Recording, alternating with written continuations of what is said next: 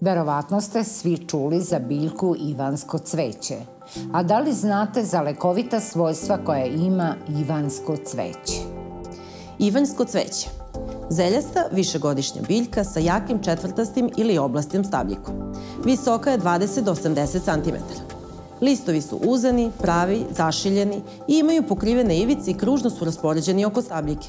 Cvetovi su mali, zlatno-žuti, prijatno mirišu na med. Raspoređeni su tako da formiraju bogate ansamble cvetova u obliku piramide. Plodovi su mali, suvi i glatki. Veoma često se može naći na livadama, proplamcima, pašnjacima, pored puteljaka, a u vreme cvetanja je povijena na dole.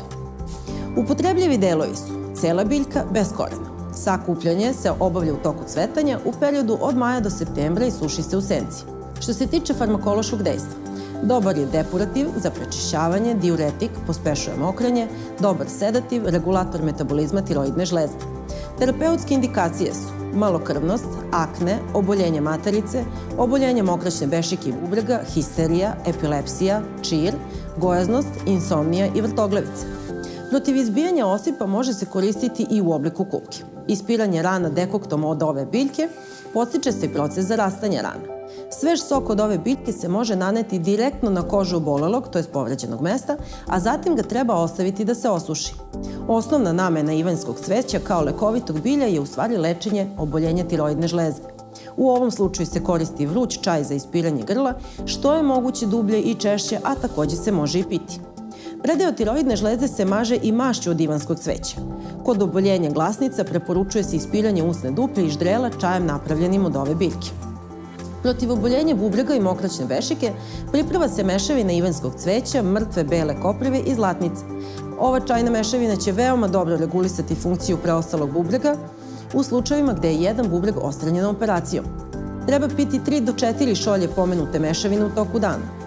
Kod smanjenja funkcije bubrega, koja podrazumeva dijalizu, blagotvorno deluje ista mešavina čaja, samo 4 šolje dnevno. Piti 1 šolju čaja pre doručka, a ostale 3 u toku dana.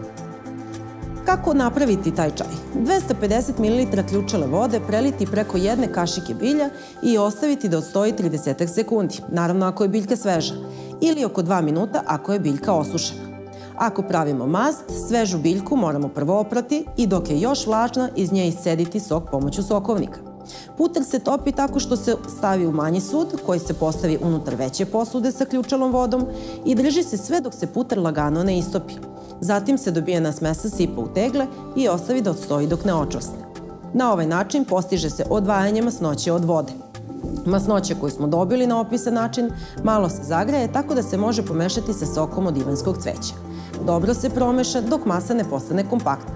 Mast koju smo na ovaj način dobili treba ostaviti da se ohladi i čuvati u frižideru.